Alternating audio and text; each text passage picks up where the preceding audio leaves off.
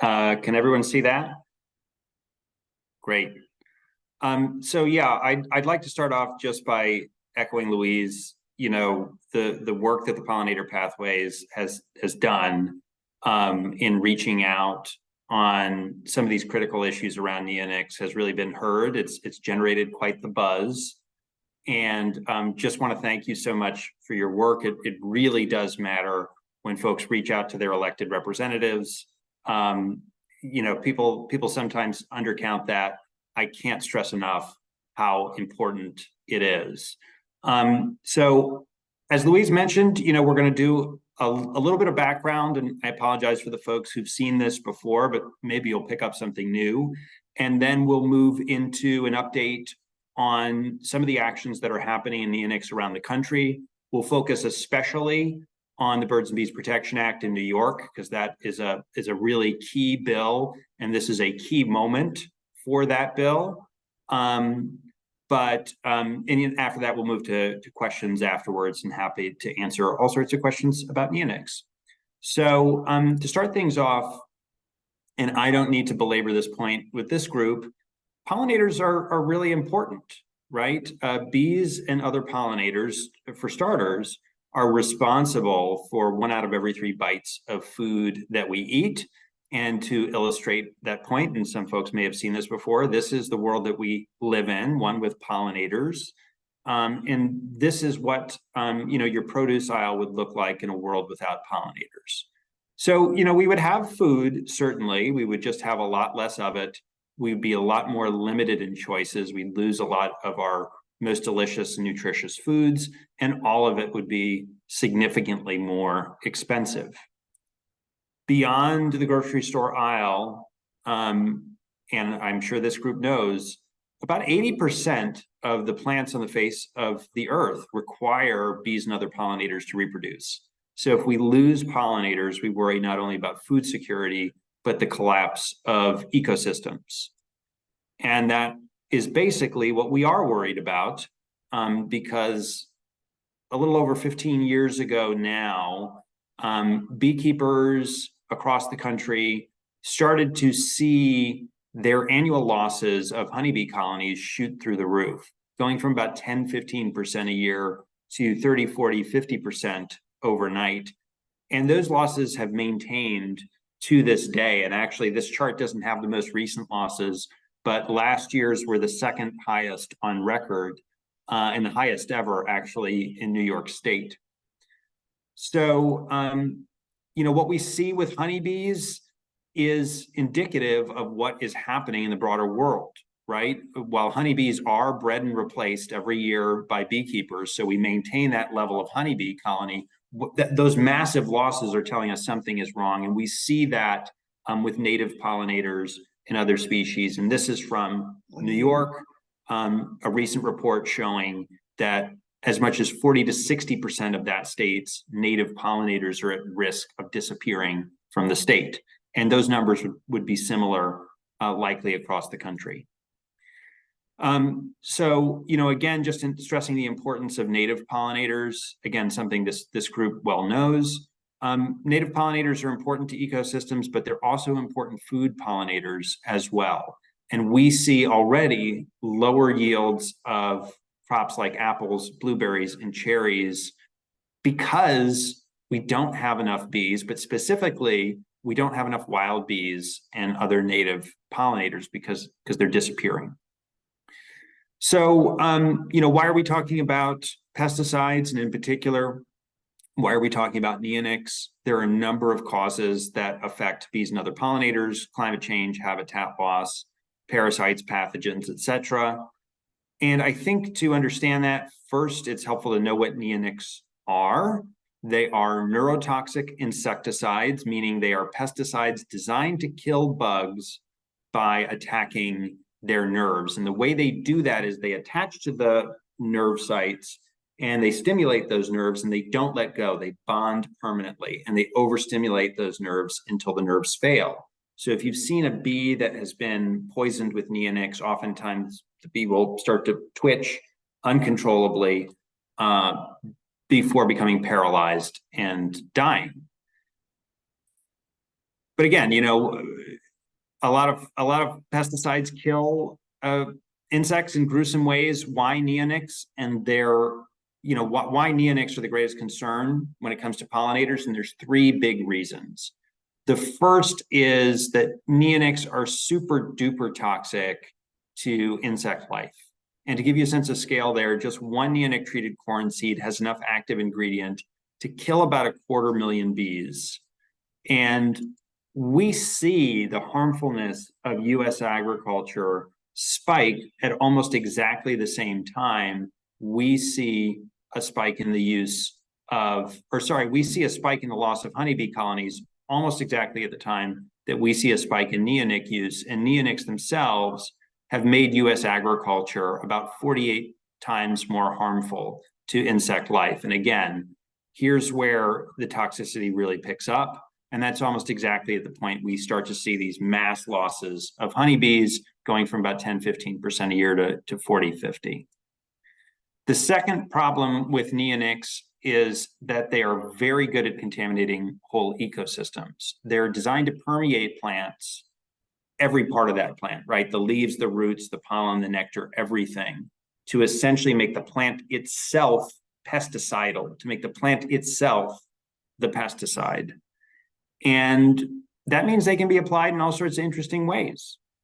They can be sprayed, and of course, they often are, but more commonly, they're applied to soil or literally painted on crop seeds.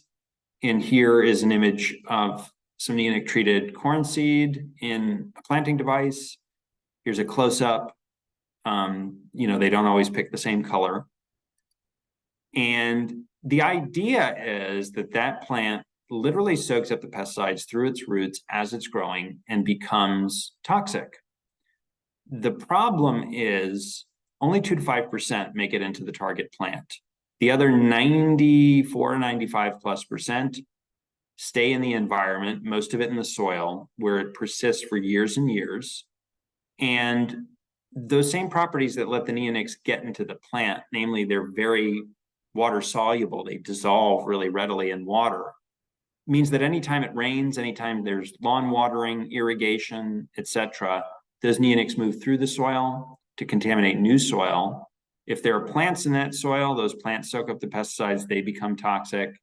If there's a water supply nearby, that water supply becomes polluted. Third problem with neonics is that they are all over the place. Up to 100% of conventional corn and 50% of conventional soybeans, probably more, are treated with neonics. That equals, you know, well over 100 million acres nationwide. But off the farm, neonics are all over lawns, gardens, golf courses, you name it. And again, these are results from New York, but we've seen neonic use go up and up and up over the years, and this would look similar in other places across the country. I know 2014 is not super recent, but it's the last year that we have the data for seed treatments, which is by far the largest use of neonics nationwide. And I'll bring folks' attention, again, this is just New York, but I'll bring folks' attention to this little red square here, which is just the use of one of 5 major approved neonic chemicals. That's the use of imidacloprid, right? As you can see, it's not even the largest use in New York.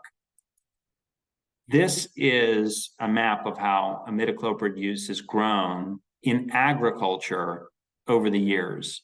And what you can see is that it's all over the place. But some things to note, this is just a map of agricultural uses. So a lot of places that you see that are blank, you know, major metropolitan areas, including New York City, parts of California, Chicago, etc. All of those places would be pretty well filled in if this was looking at non-agricultural uses. The other thing to note is this is not even the most used neonic chemical nationwide, right? And the rates today would be pretty similar to what we see in 2014. And again, those trend lines have just gone up and up and up. So what's the impact of that, right? We have massive use of a pesticide on an extremely large scale that persists in the soil, and it builds up year over year, right? And expands every time it rains, getting into new plant life, wildlife, water, etc. And what that leads to is near ubiquitous contamination of neonics in large portions of our environment. So, we see that in water testing. And again, New York, a lot of these slides focus on New York, but it's emblematic of what's going on across the country. We see neonics in about half of streams nationwide, and I bet we would see even more if we retested. That's from a study, 7 or 8 years ago. We see them all over surface waters, commonly in groundwater, and it's a big concern because conventional chlorination systems don't remove neonics from water supplies, only advanced filtration does, and most water systems don't use that sort of filtration, including famously New York City and Syracuse. So what's the impact of all of this pollution, right? What is it doing to our environment? Well, honeybees were definitely the canary in the coal mine, right? They were our first warning light. But as we now know, it is a much, much bigger deal, not just for managed bees, but also for wild bees. There are 400 plus species in New York, about 4,000 across the country. But beyond bees, we know that neonics are soaking into the ecosystem and wreaking havoc on all sorts of, terrestrial invertebrates or bugs, which happen to be very important for ecosystems and soil health. So we see neonics traveling through food webs, right? Going from the insects that feed on plants up to predator species. And we see that actually predators of, quote, pests are oftentimes more affected by these pesticides because they don't reproduce as quickly and they accumulate the pesticides from eating all of these other pest insects. We also see neonics affecting some of the insects responsible for fundamental elements of soil health. So the species that break down plants and return those nutrients to the soil and allow carbon storage as well. And we also see some evidence that neonics are affecting soil microbial life directly, right? That they're changing sort of the microbiome of the soil for the worse. And again, in ways that could affect the ability for plants to grow and sequester carbon. So, beyond bugs, we know that whatever happens to bugs has ripple effects for all sorts of other species. A lot of bird species require insects as a major food source. In fact, most birds do. So we've seen good studies now linking neonics to mass losses of birds. And I don't know if folks had seen the study recently. North America has lost 30% of its bird species in the last 50 years. And a couple of scientists, after that study came out, went into the data set and they said, well, let's tease out the difference between the birds that rely on insects as a food source and those that don't.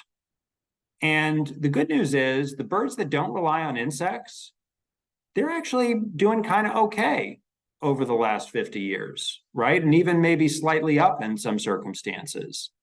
The bad news is most birds rely on insects and they've been hammered over the last several decades. And while there are multiple causes there too, neonics are a definite contributing factor to those bird declines. We see the same thing with fish, right? So this is from a good study in Japan of scientists that were studying zooplankton. And for those folks who don't know what zooplankton look like, here's a picture of zooplankton. They are, aquatic invertebrates or water bugs.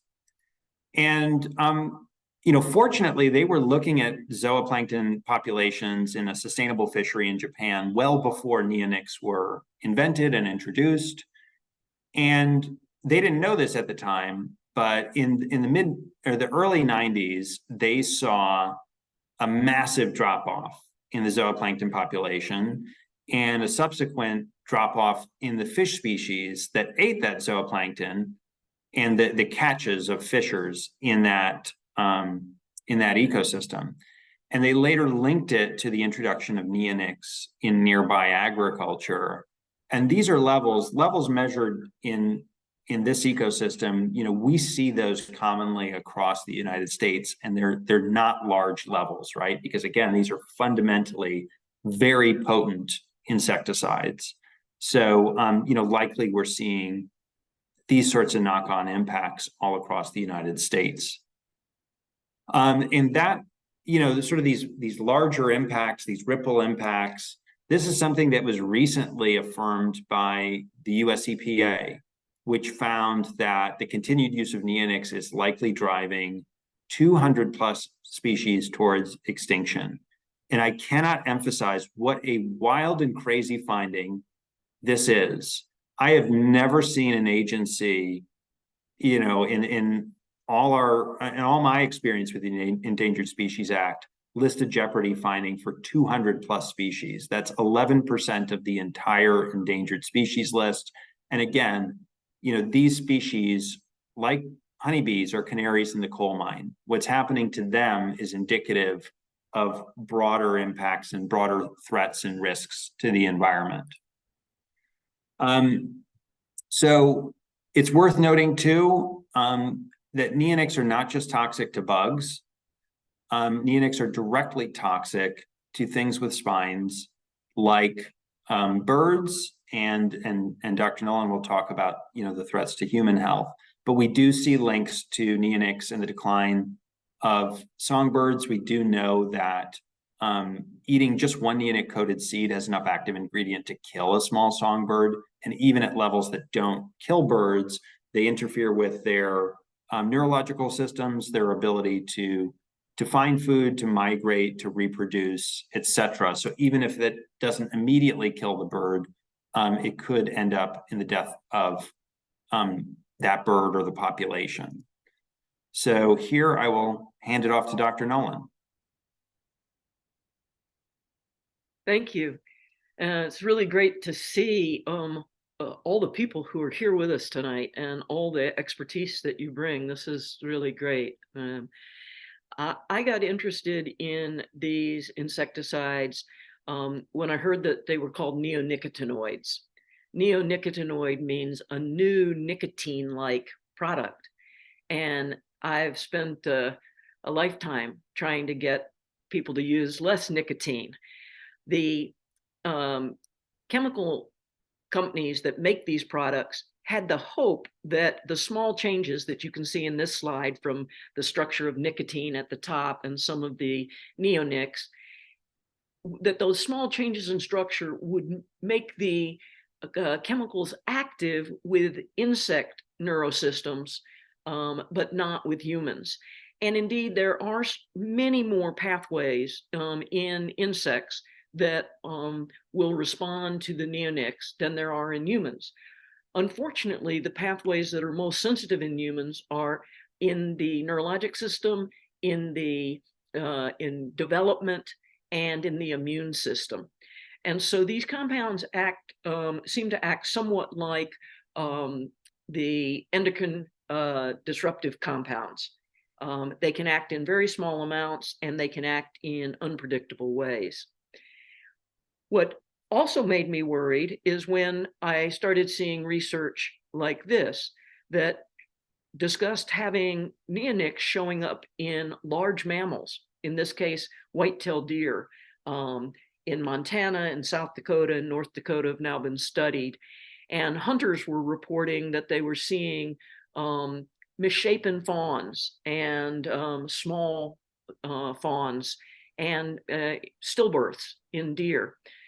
I knew from my experience working on hydrofracking that one of the first places where we saw the really harmful effects of local contamination with hydrofracking compounds was in farm animals like cattle and horses. And there were some natural experiments where one group was exposed to the fracking chemicals and another group not. And what they saw was a large increase in congenital abnormalities and stillbirths. So these studies, initial reports from hunters were studied by researchers.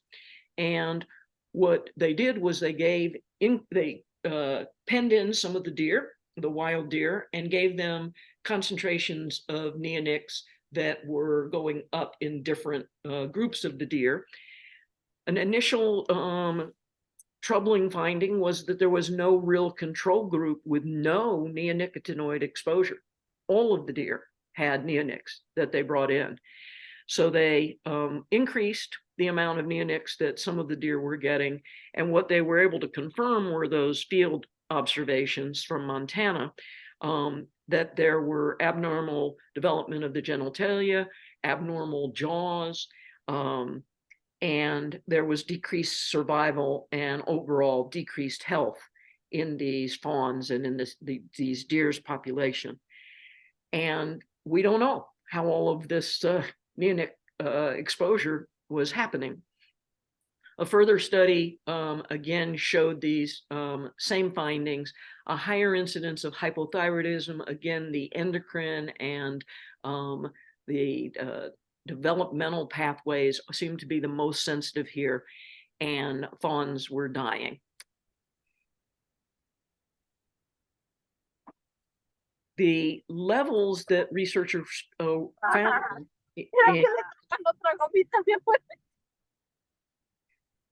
so we're going to ask you to hold your questions and comments until the end, and you can put things in the chat, would be great. Thank you. So the initial levels that we're seeing were high, with 61% of deer having some neonic exposure and almost a third of them being at the level where you did see these associated birth defects. But in 2021, a couple of years later, neonics were found in 94% of deer and 64%, 2/3 at very high levels, levels associated with problems in development and birth defects and death of fawns and of adult deer. The neonics concentrate in the spleen, and so they were able to do this research just by having hunters send in the spleens of the animals. So what is this implication for people? It's very troubling. There are studies of acute toxicity of the neonics in people, and those look very much like people exposed to nicotine. You get jittering, you get high heart rate, you can get seizures, and you can get death if the exposure is heavy enough. Chronic toxicity is more likely, though, because by painting the chemical on these seeds, you can have workers put on gloves and largely avoid the acute exposure. But as Dan laid out, the chemical gets everywhere. Once you plant those seeds and rain falls, gets into water, it can be in the dust that is of the, it comes up in the fields. And a group of researchers looked at whether or not you could tease out an effect in humans. There were 4 studies that were done as case control studies. A case control is done because we can't do the experiment of giving a group of people neonics and not giving another group neonics on purpose.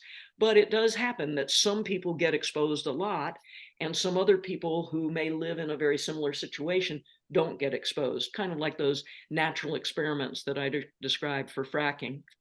And those case control studies were done primarily in California, and they were very troubling because there were statistically significant differences in those that had chronic exposure through being primarily farm workers with neurologic conditions and developmental conditions, but also congenital abnormalities, including tetralogy of Fallot. That's a very severe cardiac malformation present at birth, and an anencephaly, which is the actual failure of the brain tissue above the brainstem to form. Those were at statistically significant higher incidence in the chronically exposed populations. There were also some suggestion of a tendency towards autism spectrum disorder and other neurologic memory loss, finger tremor, other neurologic symptoms that would be consistent with the pharmacology of these chemicals. The CDC has found that on any given day, half of Americans are exposed to neonics. And a study of pregnant women in the Northeast in 5 states found that neonics were present in 95% of those pregnant women in 2022. And they had been lower levels when they first started the study in 2016, 2017. There was also a finding of higher rates in women of Hispanic culture and heritage. As I said, these exposures are linked to very severe conditions in humans. So finding, especially when exposures are prenatal, so finding these at very high levels in pregnant women is very troubling, and we can talk more about it. There are also studies of adults that show in men decreased sperm quantity and quality and decreased testosterone, changes in insulin regulation. So everywhere we look for impacts, we are finding it. My colleague Phil Landrigan has likened this to the situation we had when we started finding lead poisoning in children, and the industry, the oil and gas industry, proclaiming that lead couldn't cause any problems because the levels of exposure were so low. But what we now know is that neurotoxic chemicals and endocrine disruptors can cause brain damage and congenital malformations at even very low levels of exposure. With lead, it's decreasing children's intelligence, shortening the attention span, disrupting behavior. We see similar tendency towards those kind of findings in the few human studies that have been done. So why are we, what are we going to do about this? Basically, we know that these exposures can be avoided to a certain extent by filtering water, which is expensive if you don't have that already happening at your water supply source, and by eating organic foods. Studies have consistently shown that organic foods grown organically have lower levels of all kinds of chemicals, including neonicotinoids, than conventionally grown food. But this is not an easy solution for me to accept as a pediatrician, because I don't believe people should have to avoid their food.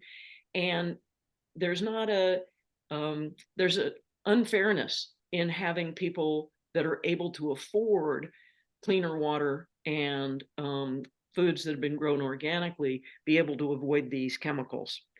So these kinds of social justice concerns make me feel that we have to intervene at the level where we remove these chemicals from everybody and not rely on individual consumer choice to take care of it. So that is a good segue into, what have people done to reduce, neonic exposures for everyone, people, pollinators, our environment at large. And there's been a considerable amount of activity.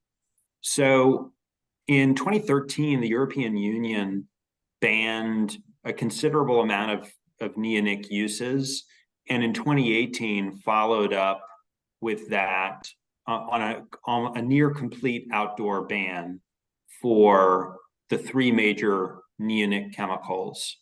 Just across the border in Canada, Quebec and Ontario have essentially phased out some of the largest uses of neonics. In particular, their use on corn and soybean seeds as seed treatments. And we know that the markets there have shifted. So that's something that is broadly true in Canada. Unfortunately, in the United States, and this is not only neonics, right? It's general pesticide policy in the US. We're a little bit of a laggard when it comes to addressing these pesticides. So, several years ago, EPA, as part of its sort of normal review of pesticide registrations, looked at the neonics. And they found some of the same harms that the European regulators and Canadian regulators did, but they decided to take a different course. And they proposed essentially business as usual, right? Continuing to allow almost unchecked use of these pesticides. And there are going to be, we know, some revised decisions coming out on the neonics this fall, we think, or potentially winter. We know that they're probably going to be a little bit better than 5 years ago, but we don't anticipate that EPA is going to address some of the largest uses of neonics. And again, these are the pesticide-treated seeds, and the agency has sort of signaled that in various other decisions. And I can talk maybe a little bit later about the neonic or the pesticide-treated seed loophole. It may surprise you to learn that there's actually no direct regulation of pesticide-treated seeds as pesticides, even though a lot of other similar projects are directly regulated as pesticides. In the states, New Jersey, Nevada, and Maine all prohibited outdoor non-agricultural uses, so think lawns and gardens, which account for most of the neonic use in those states, because they don't have a lot of corn and soybeans and field crops that use these neonic dressings. Minnesota recently banned neonics in all state lands, and a number of other states have banned quote over-the-counter uses of neonics. So these are the neonic products you would pick up at your Home Depot, but unfortunately certified applicators are still allowed to apply neonics in these states. And certified applicators would be any landscaper most likely will have a certified landscaper or contract with one. So still big uses in suburban areas and golf courses, etc., in those states. And I should note too that California is probably going to join the rest of those states in prohibiting those over-the-counter uses of the pesticides. But the bill that is really sort of at the cutting edge of protections here in the United States is a bill in New York called the Birds and Bees Protection Act. It is a bill that has been in the legislature for a long time. It has evolved in the last several years and is a very smart and targeted bill at sort of addressed to the heart of the neonic issues. So it's based on a report from Cornell University that looked at over 1,100 peer-reviewed papers. It came out in 2020. And at that time, that was basically everything that had been written on neonics and pollinators, but importantly, doing a cost-benefit analysis. Neonics versus their likely alternatives, because it's important to ask with a pesticide, not just, hey, is this pesticide bad, but if it were removed, what would be the replacement and how does that compare? So there were two key findings from that report.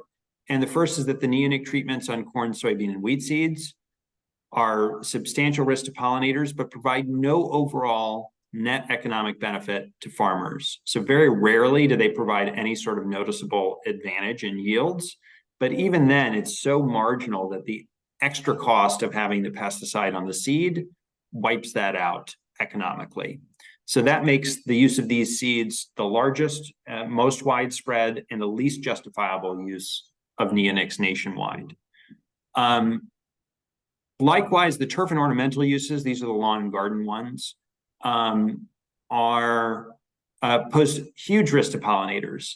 And there's two reasons for that. One, they're on floral resources and that are very attractive to pollinators. They're used in those areas, but also the rates that they're approved at are much, much higher than those per acre approved in agriculture. And of course, people don't often read the labels and they just sort of dump however much they think should be on their plants. So the act targets just those two uses for prohibition.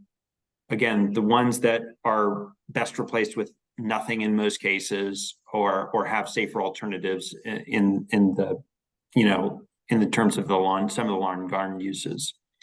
And that accounts for about 80 to 90% of the neonics in New York State. If New York were a state with more corn and soybeans, it would probably be 95, 96, 97%. New York has a good amount of corn and soybeans, but not as much as say Iowa. And, there's various exemptions in the bill to ensure that farmers will continue to have seed, even if, non-neonic treated seed is unavailable, although we know it will be, because every market where there's even been the hint of restrictions, those markets have responded fairly quickly. And there are some exemptions for invasive species treatment, where neonics may be, the best out of bad alternatives, at least for the time being. But again, it gets at the heart of the neonic issue. It doesn't go as far as some of these European or actions in other nations, but it does get to the heart of the problem by attacking only those high-cost, low-benefit uses. And we know, what the science has shown about the lack of usefulness of these neonic treatments on seeds is true, because we've seen the example just over the border. Of course, in Europe, it's they haven't used neonic treated corn and soybean seeds since 2013, but recent reports from Canada, and this is a letter from a prominent researcher and agronomist in Quebec, indicate that people have moved beyond neonics. They're virtually not used in corn and soybean anymore. There's been no reported losses of crops attributable to the lack of a neonic on the seed. And in general, farmers are moving away from insecticides altogether, including alternative treatments that are safer for bees, birds, and people, but still bad for butterflies. So what's happened with the bill? It passed the legislature in June by some pretty healthy margins. We were very excited about that. And at some point, it will head to Governor Hochul's desk between now and the end of the year. We're not sure when that will be. We know there is a huge coalition in support of this bill, and the Pollinator Pathway is part of that. We know there is also intense pressure from the chemical industry and other opponents for the governor to veto the bill or to amend it in a way that would neuter it. So we really, really don't want that to happen. We think this bill is nationally important. This has the potential to shift markets, not just in New York, but nationwide. And that's basically what we saw in Canada, right? Once you have a model showing, hey, you don't need these, the market responds. And so, we'll take questions. I know that there are folks in the audience that are not from New York, but if you are in New York and you are in the audience, there are multiple ways to get involved in supporting the bill. And by the way, these would be similar to ways you would get involved in your own jurisdiction if you don't live in New York to support these sorts of issues. We do have a coalition letter going on for farms, businesses, organizations. So if you are one of those and are not in the letter or know folks that might be interested in signing on, please let us know. I should note that we have a petition as well. And more so than anything, direct outreach to the governor's office is incredibly important now. Again, thank you to all of the members of the pathway that reached out. The governor has heard you, and we hope that she keeps hearing from you. This is going to be a little bit of a mini marathon. We expect it to play out over the next couple of months. So we're going to need stamina and continued pressure. And again, it really means something. I know it is hard to take time out of your personal life to reach out. I know that from my own personal life, but it really does make a difference. Writing LTEs to your local paper is also incredibly helpful. And for those who are really, really interested in getting involved, they should reach out to me. And we'll keep folks abreast of some of the other opportunities for greater levels of engagement as they pop up. So with that, I'll stop sharing and we can go to questions. Yeah, we have lots of good questions. So I'll just read them out for you guys. First one from Joanne Warren. How can we find out if the farmer who leases our land plants corn with neonics? Is it on the label? Would the farmer know? Can the soil be tested for neonics? And Joanne, I feel like I know, is in Connecticut. Is that right? Unless I'm wrong. Feel free to unmute yourself if I say something wrong on your question. So with some crops, it is my email address. Sorry, I just saw that message. My email address, it was blocked, but it is DRAICHEL. So it's D, first letter of my first name, my last name, at nrdc.org. Yeah, with some crops, it's hard to tell, but with corn, it's a little bit easier. Chances are that if it's conventional corn, it's almost certainly pre-treated with a neonic. And if it's organic corn, it most certainly is not. So it would depend on whether that's a conventional or organic farmer. With other crops, it's, there are certain percentages of the seeds that are treated, and that's not tracked or regulated. So there's no way to know, but the corn market is not 100%, but 99.9%. If it's conventional, it likely has a neonic on it. But the farmer should know, shouldn't they, Dan? I mean, I think that it has to be labeled. So the seeds have to be labeled and colorized, right? If you saw those pictures of seeds, if there's a pesticide in the seed, what EPA does require that's colorized to say, hey, this is a pesticide to the user.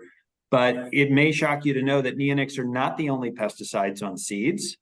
There can be multiple. There are fungicides, herbicides, nematicides.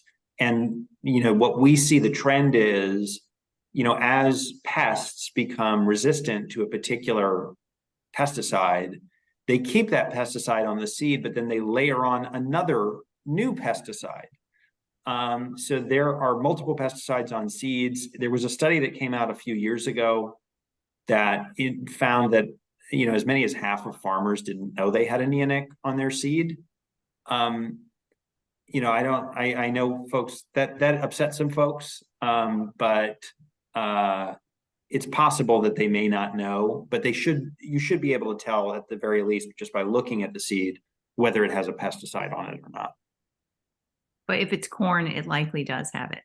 Likely it will have a neonic if it's corn. That's correct. Next question from Teresa Wright. How are the tests for neonic levels done on humans? Yes. So I want to link this with a couple of other questions I saw there. The answer for humans is it's primarily test of urine and blood.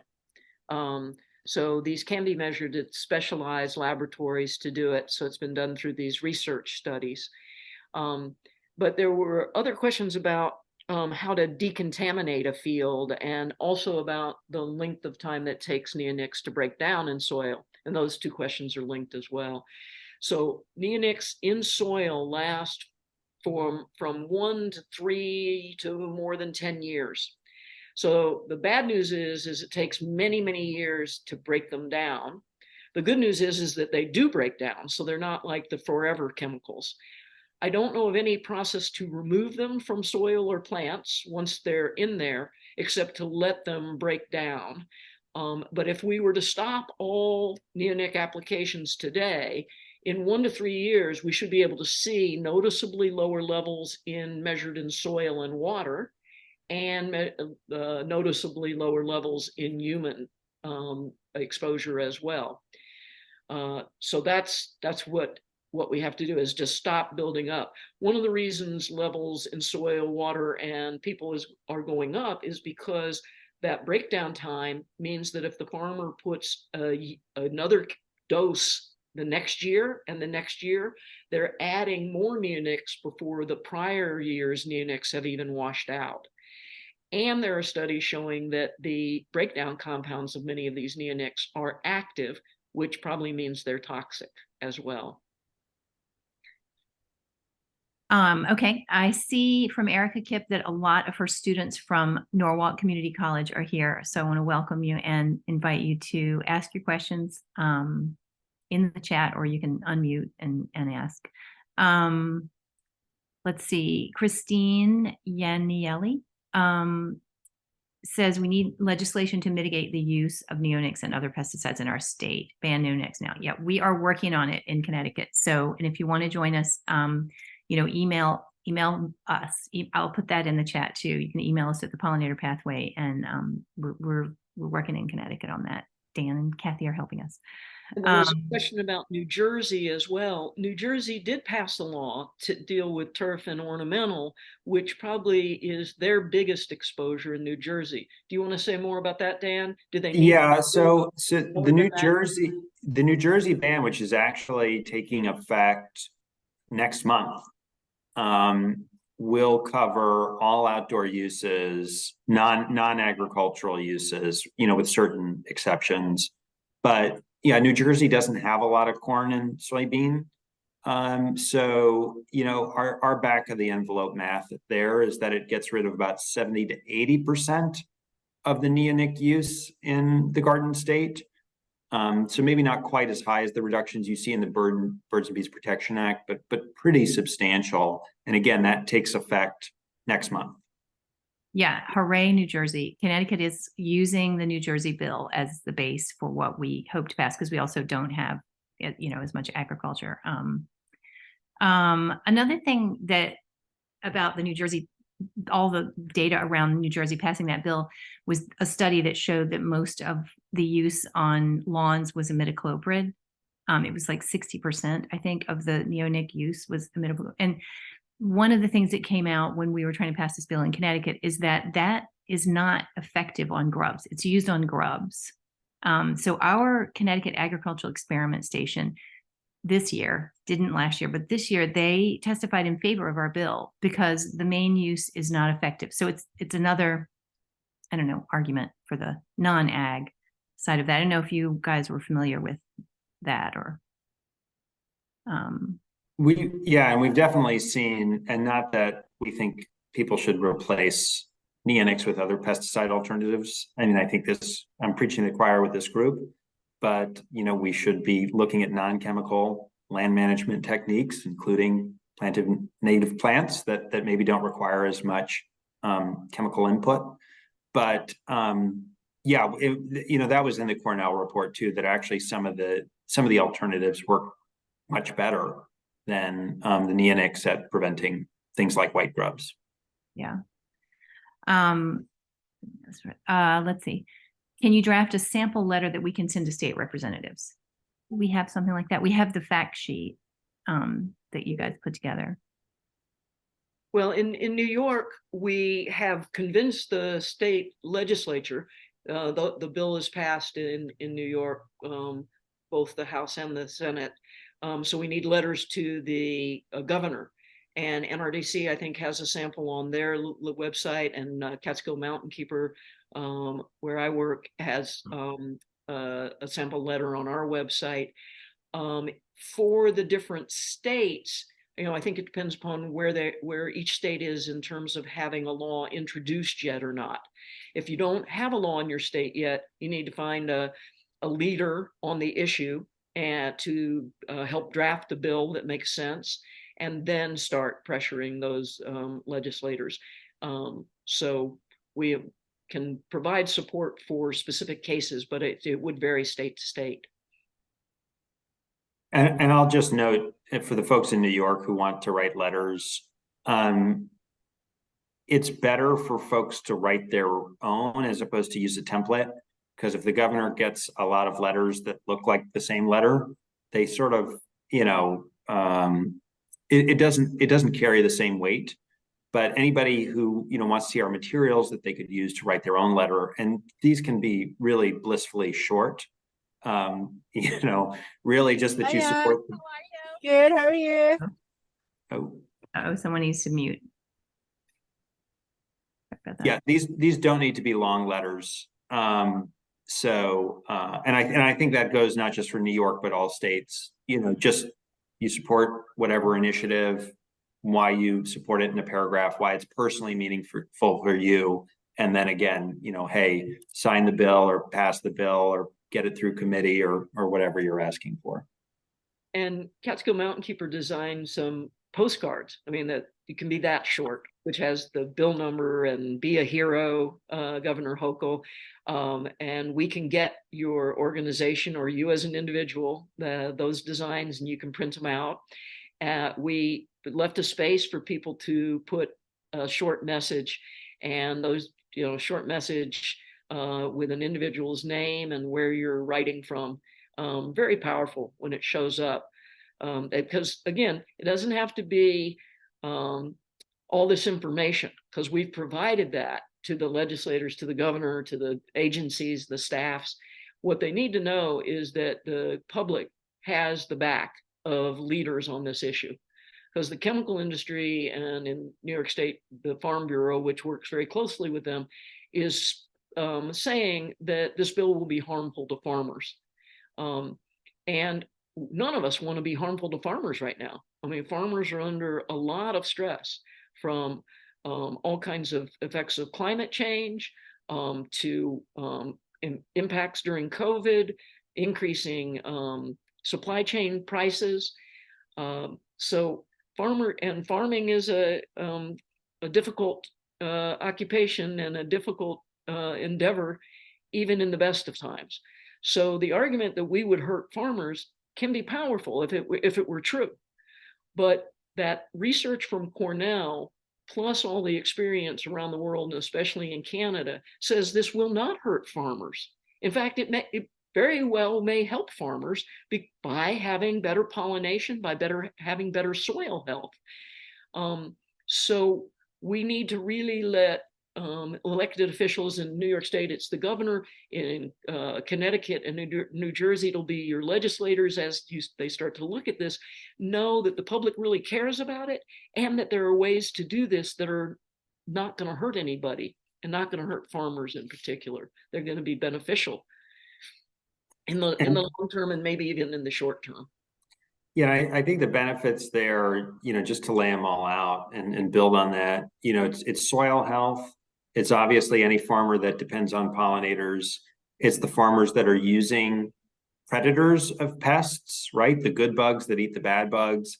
It's the farmers that care about the bugs that are in their soil and help plants grow. And I should note that Cornell, after producing that report, has continued to do in-field research in New York, I think 80 plus fields. And we have the preliminary results from some of that. And what we see is oftentimes, certainly it's a wash at best, but some of the preliminary results show that the fields with the neonic treatments actually had lower yields than the ones that didn't. And that's actually consistent with some other research too, in terms of pests, and how sometimes the neonics are better at killing predators of pests than they are at killing the pests themselves. There are a bunch of questions about buying plants at garden centers that have neonics in them. So how do you get rid of plants that you might have bought that have them? Do you throw them away? How do you deal with that? So you guys. So, well, and I saw some questions about how you can tell whether a plant has neonics in them or not. There is no real way to do that unless the nursery says it does or doesn't. And certainly organic nurseries wouldn't have them. And I know I use native plant nurseries for my garden. They give a little note with every delivery that they don't use neonics. And I think most native plant nurseries wouldn't. For those that do, and that's pretty much all of the conventional stuff. And to understand why, right? It's like when you have a nursery plant that you're selling, you want that plant to look absolutely perfect, right? So somebody's going to purchase that at a garden store. And one way to get it looking absolutely perfect is to make sure that it is full of neonics, so that nothing would ever be able to eat it. But, that said, the amount of neonics that would be in a garden plant versus the amount of just like one application to your lawn or to your garden with a neonic containing product, very, very different, right? So it's going to be much higher for those applications. And as Kathy mentioned, neonics do break down over time. So if you bought a plant, certainly if you bought it last year, but even if you bought it this season, the best thing to do might be to just wait it out, and eventually those neonics will cycle out of the plant and the surrounding soil that it came in. There's a question about filtering drinking water. I think you kind of talked about this, but can we filter our drinking water? Zero filter, reverse osmosis, anything effective? I love this. I have a bird bath too. Should I be worried about their drinking water? Yeah, so it's carbon filtration, I think, is the best way to remove neonics. And so I think that includes things like Brita filters. Um, and you can get those kind of filtration systems for your plumbing at your house. Most people do not put them on their systems for their garden hoses, but I love it that somebody would think to do that. And so those kinds of interventions can be helpful, but they're expensive, cumbersome. So I think yes, go ahead if we can do that now, but we can't rely on that, and because it doesn't work for everybody. And when we get our well water tested, are neonics part of the analysis? No, they're not. No, not generally. I worked with testing well water for various contaminants, and many labs will do a screening test that will get a couple of hundred compounds, but I don't remember seeing neonics in that. You can ask for a list of what so your regular well testing that is done periodically is mainly looking for bacteria, and that's not going to show this at all. Even if you go to a lab and ask for a screening test for contamination, it's not likely to contain neonics, but you can ask this lab, and they'll tell you whether or not they include them. And Dan, you and I should try to get in touch with some of the researchers and see if we can find out where there are labs that people could contact for testing if they're really concerned. So actually, I know that the B lab at Cornell does neonic testing, and I think they have some of the cheaper testing available.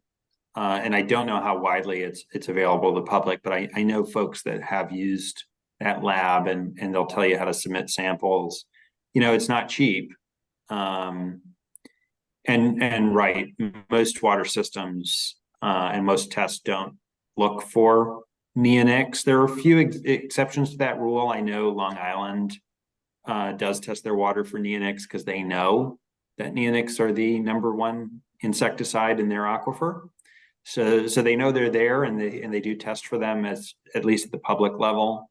But yeah, they're commonly left out of water tests. We would like a link to the New Jersey law, and that is on the Pollinator Pathway website on our advocacy page. It's there, and probably on your guys' websites as well. And then another question, is there any federal legislation to restrict seed coating and residential use? So there's a couple of federal bills. There's the Protecting America's Children from Toxic Pesticides Act, or PACTPA.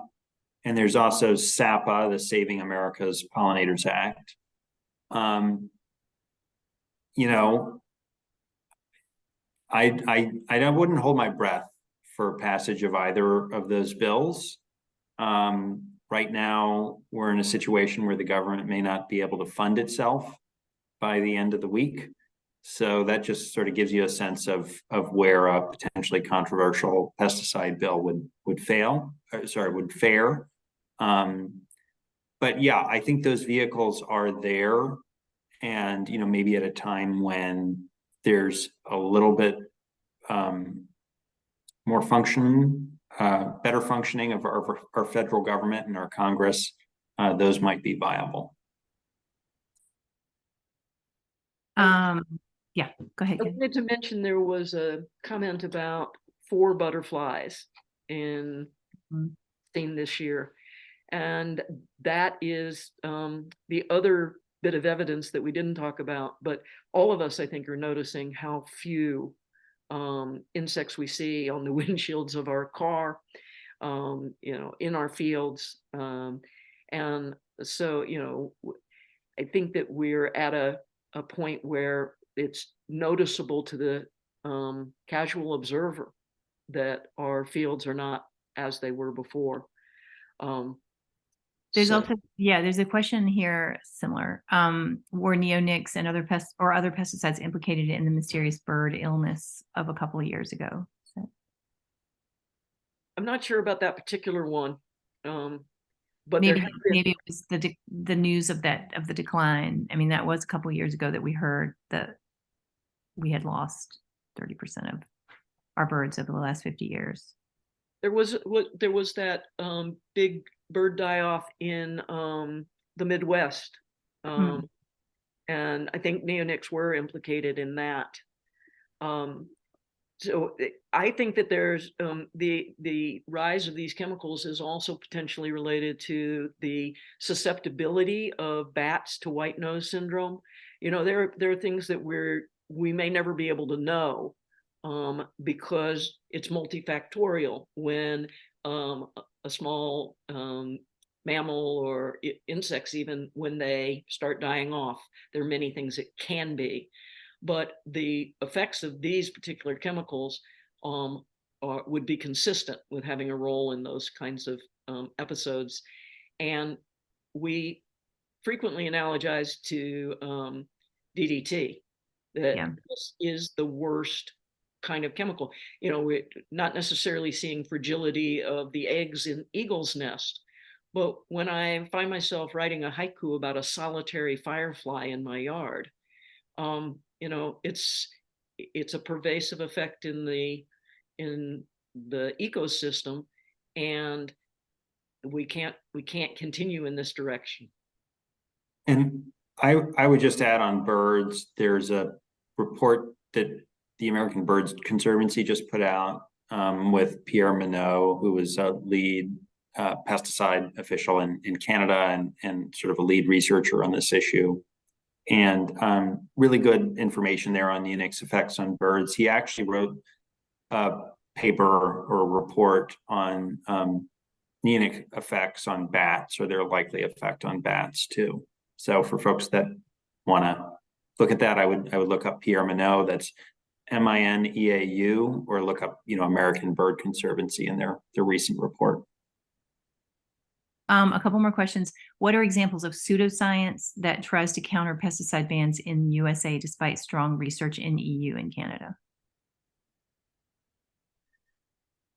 What are the arguments that the chemical industry makes to keep these in place, despite the fact that they're being banned in other countries? Yeah.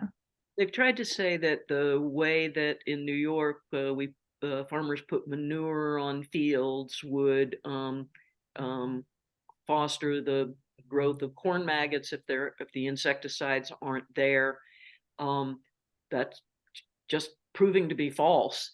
You know, you can say it until the study has been done, but once the study is done and shows that that doesn't happen, then, you know, it is really pseudoscience. And that I guess their strongest argument is that when you put these chemicals on a field, that the farmers feel more secure, safer, because they know they protect the field. But what the Cornell studies, the compilation of those studies showed, is that more than 99% of those fields are going to be fine anyway. So yes, you know, it's like proving that there's no elephant in your refrigerator. Right. If I put neonic seeds in my refrigerator, I'm not going to have an elephant there. Well, I'm not going to have an elephant there anyway. So it's a kind of makes it look like it's a scientific claim. You know, you use these seeds and you'll have 100% protection. But it's based on the premise that the seed is what's making the plants grow in a healthy way. A pointless pesticide, somebody says in the chat. Yes, I frequently talk about the fact that they're being used prophylactically instead of for treatment. And the Birds and Bees Protection Act allows treatment uses of these insecticides, but not the prophylactic uses. And we know in medicine that when you use antibiotics prophylactically, you can cause harms with no benefit, and you can also build resistance. And it looks like it's the same thing in the pesticide world. So it's not even smart for the farmers, even if the chemical was doing less harm. But when you start to see how much harm it's doing in the ecosystem, and then to small mammals and large mammals and possibly to humans, you know, farmers need to have healthy soil and healthy food that they're providing to all of us. That's right. And Kathy, just to build on one of the points you made, you know, one argument that we hear is that we don't want to be taking tools out of the toolbox. That neonics are a valuable tool, and you want to keep that in the toolbox farmers have to use against pests. But similar to antibiotics, there are some tools that you don't want to use recklessly, right? And what we've seen with the use of neonics on the corn and soybean seeds is that it's reckless, and that it's almost certainly breeding resistance to pest insects, right? And so, look, even in the circumstances where, there are environmental harms, for some of the other neonic uses, there's a little bit better evidence on the economic side of the equation. So if you were interested in protecting those uses, you wouldn't try to dull that tool. One other thing that we see is just like ignoring the science, right? And sort of active disinformation. And it's no surprise where that's coming from. It's coming straight from the chemical industry. And there was a good article in The Intercept. It is called The Playbook for Poisoning the Planet or the Earth or something like that. And it's about the misinformation campaign around neonics. And it's very deliberate. We see these talking points from the chemical industry filter through other speakers. And it's a deliberate campaign to obfuscate the truth about the inefficacy of what these pesticides are used on, 90% of the time. So it's very similar in a lot of ways to climate change. That's kind of what it feels like, right? We have this massive body of science, and people just say, well, no, if you get rid of neonic treated seeds, we're not going to have food. You're going to destroy agriculture. And we have examples just across the border. We have examples in Europe. We have a huge body of science, but I think largely it's ignored. And one argument is going to hurt farmers. The Farm Bureau has been against it, but that's why the Cornell study is so important, because it showed no economic benefit to farmers, right? Well, I think there's a huge problem in terms of where people are getting their advice from, right? So if you look at where a huge amount of the universities doing research on agriculture and entomologists, where are they getting money from, right, to do that research? A lot of that is coming from the chemical companies. And where are farmers getting agronomic advice? It used to be the university extensions, right? Mm-hmm. But now your seed dealer, who conveniently represents a company that was purchased by Monsanto or one of the large agrochemical companies, that seed dealer who has that financial connection to the maker of the pesticide is going to give you agronomic advice on how that's used. And I think there's greater trust there than with the academics, or maybe even the experience abroad, right? So, and that's, I think that's emblematic of, unfortunately, a lot of the divides that we see today. But I think the level of control that the chemical and seed industry has over information and what studies and research are being done, it's massive, and it's much larger than this issue. But this issue really exemplifies it, right? Because there was even a study a couple of years ago that was paid for by Bayer and Monsanto and Syngenta and some other folks that found that these pesticides were killing bees back when that was sort of more in debate. And with all the money and power and influence that they have, the fact that the science is this resoundingly one-sided, right? That these uses are not useful, but the fact that they're still so ubiquitous just shows how we have a huge market failure here, and we need some intervention from states and the federal government. I think, Kathy, are neonics implemented in the greatly reduced monarch population? I think you did already touch on that, but definitely. Yeah, I'm nodding and saying yes, and then I don't know if monarchs, because of their need for milkweed and a few specialized plants, maybe they are protected somewhat. Do you know, Dan? I hadn't really thought about specific species. Yeah, monarchs are more specialized, but milkweed, grows in the same environment that other native plants do. And again, neonics travel, so we know that they get into the milkweed, and we know that neonics are definitely harmful to monarchs.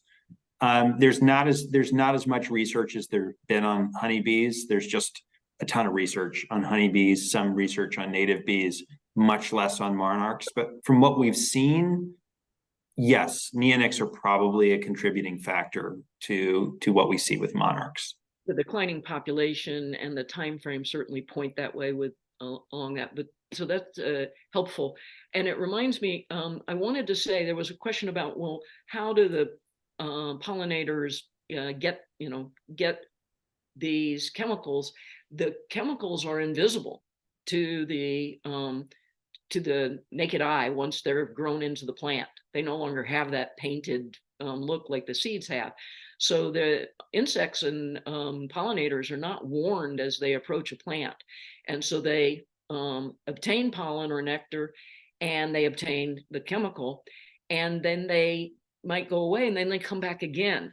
And tragically, there are studies showing that they will come back to plants that have neonics on them more than they come back to plants that don't, probably because of an addictive quality to the neonicotinoid.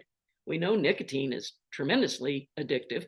And so the studies do show that finding, that bees will go to the treated plant rather than the untreated plant. And as they get further and further exposure, or as their first exposure catches up with them, then they have the lethal impact. And one thing to note about sort of the cumulative impacts, right? So we know that the nerve damage with neonics in insects is permanent, right? And so it builds up over time. And one thing that industry talking points point to is, well, the problem with bees is not neonics, it's this other factor, it's this other factor. But what we know is that harm builds up over time. It affects other survival systems that the bee has, so that the bee is much weaker, or the insect, the butterfly, is much weaker, and that happens over time. So eventually, maybe it appears that the bee succumbs to, some sort of parasite like varroa mite or some other disease. But that probably wouldn't have happened but for the fact that the bee was progressively weakened over time. And that's one of the insidious things about neonics, right? Is that there is this it's not like a hammer, right? It's this slow poison that we're all exposed to, and bees are exposed to, that's especially potent for bees and pollinators. But it's a small enough level that we don't see those like massive impacts normally, but we do see the chronic effects over time that build up. And again, it's like Kathy said, I remember in as recently as the 90s, which doesn't feel like that far long ago to me, if you would drive across a farm field this time of year or in the middle of summer, you'd get a lot of bugs on your windshield, right? You'd need to turn on those windshield wipers. And I cannot remember the last time I've had to do that. There's a Home Depot question. I was just about to answer it, but I am pretty sure Home Depot has said that they will not sell plants with neonics. Is that correct, you guys? No, they committed. That's a good question. There were a bunch of retailer commitments that occurred several years ago. A lot of them committed to not selling the pesticide products, and that they would look into their supply chains for their nurseries. There hasn't been a lot of sustained pressure there. And I think a lot of those retailers continue to sell neonics online, which does not bode well for what they may be doing in their brick and mortar stores. And again, I'm not sure that anybody was sort of successfully phased out it from their nursery lines. And I would almost assume that you'd see a press release if they went through the work of doing that. So I wouldn't bet on that. Okay. Yeah. I want to sorry. I want to disagree with Dan a little bit about the plant that's already been purchased. I think maybe if you have purchased a plant and you don't know that it comes from a native nursery, a nursery that's not using chemicals, I would keep that plant inside. I think that's what I would do, Yeah. because I agree that it's not going to contaminate the whole ecosystem like the turf applications, lawn applications. But if it's a pretty plant that pollinators are attracted to, we're attracting the insect to its death. Yeah. And this is one of the things that with the dispersion of these chemicals through water into neighboring fields, we have impacts far beyond. And I want to be planting pollinating plants everywhere, but I think we should maybe be a little cautious. If you're in Long Island and you look at the map where they're doing the testing, if you have a lot of neonics in your groundwater and surface water, it might be that we need to plant somewhere else until we get this part of the problem fixed. Yeah, or return it and explain why. And we always say at Pollinator Pathway, ask for organically grown, straight native plants, so that the nursery industry starts to recognize there's a demand for that. I think it's really important to say that when you're buying plants. And yes, return them if you find out they have neonics. There's another question for you, Kathy, and maybe we'll wind it up after this one. Is there a connection between neonics and Parkinson's / neurological conditions? I don't think it's been studied. I am troubled. I'm seeing a lot of more cases of Lou Gehrig's disease than I would expect to see. It's very hard to tease out what is causing some of the increases, what are causing clusters of diseases, because we have so many contaminants in our environment at present. We have in many places exposures to particulate matter and combustion engine pollutants, plastics, Superfund sites. So in any individual, it will be very hard to tell. And even picking out trends is difficult. You have to look for those natural experiments where there's a group of people all exposed and then another group not exposed, and see if there's differences in those disease prevalence in those two groups. Right. And the issue is we're all exposed. And if you look at the testing, those levels are going up year over year. So, one of the other scary things here, and it hasn't, the mechanistic activity hasn't been as well studied in people, but the belief is the nerve damage in people could be permanent and accumulative too, right? It builds up over time. So if we have these now widespread and ever more widespread and ever higher levels of neurotoxin in our body, and we know that the effects probably, you'll see them more and more over the longer the period you have of chronic exposure. We're all part of a science experiment with neonics. And again, because there's so many other toxic things in our world, it may be scientifically impossible to tease apart. But, why be in this experiment? Exactly. Especially if 90% of the use is not doing anybody any good, except for, the profit margins of the chemical companies. So, yeah. I mean, I don't want to end on that. Yeah, we look something a little more positive. I do think that the New York bill is really important, and New Jersey and all the work that the states are doing is going to put pressure on the federal government to pass something like Protect America's Children. This is my hope. I think there's a huge, sorry, Kathy. No, I do encourage people, if they have the means, to consider filtering their water if they're in an area with high usage or testing that's shown that levels are high. And I encourage everybody to eat organic if they can.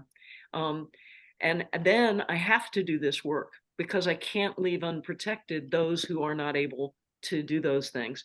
And it's the role of government to protect us from these kinds of situations. Individual action isn't enough, but it is something that everybody can do. And everybody who's here is already doing self-education and can step into advocacy, which is the other thing we can do. So it's less scary if we're taking action. And I think there's just so much energy on this issue and so much action that it really is heartening to me. Change takes a very long time, especially if it's big change, right? And I think neonics are the most obvious example, and they're obviously public enemy number one right now, at least ecologically. But you know, our pesticide system in general is broken. And there do need to be big changes, but I think the energy on this issue really over the long term has the potential to cause those changes. And it's going to take time and it's going to take a lot of energy. But again, I know this group especially has that. And I'm just so heartened by, you know, all of the action that folks have taken. And I think we're going to get there.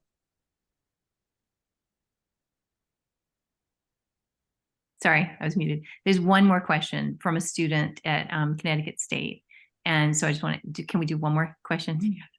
It's a good one. Bugs. So the PowerPoint you used made the presentation very engaging. My question is the following: bugs remain bugs. And as a human, we will always try our best to kill them. What is the best and healthier method to get rid of them without using neonics or pesticides? What would you suggest? I think that's a great question. Yeah. Well, yeah, Kathy, do you want to go? Well, there are beneficial bugs. And my colleague Wes Gillingham is fond of talking about how by letting the beneficial bugs take care of the nastier bugs and letting birds, when bird populations are thriving, birds can take care. So there are very natural methods that don't emphasize killing insects, but just keeping a natural system healthy so that there's not harm to the food and harm to the plants and harm to humans from the insects. It's not necessary to kill all the insects. In fact, it would be very, very harmful to do that. Dan? Yeah, and I would say too, you know, there are a lot of products out there that, I mean, the way neonics work, again, where they're most effective is where for the bugs that eat plants, there are a lot of bugs that, you know, feed on people. And I know that there are some neonic products for those, but by and large, those are not going to be neonic products, certainly not the most popular ones. So, you know, you may be able to draw a distinction there, but otherwise, yeah, I would 100% agree with Kathy. You know, first, let's try and learn, let's try and learn to love bugs, especially the good ones and the other natural systems that can keep things in check, and really examine, you know, do we need a pesticide for this situation? Is that really necessary? All right. Thank you, everybody. Thanks so much for coming. Thank you, Dan, Kathy, for coming back. And thanks for your work in New York and the whole country. And just, we're going to do it. We're going to do it in Connecticut. We are going to do it. And Louise, thanks for all your work in Connecticut and to the whole Pollinator Pathway too. It's a pleasure to be here and great talking with everyone. Yeah, thanks. All right. Bye. Night, everybody. Night all. Thank you.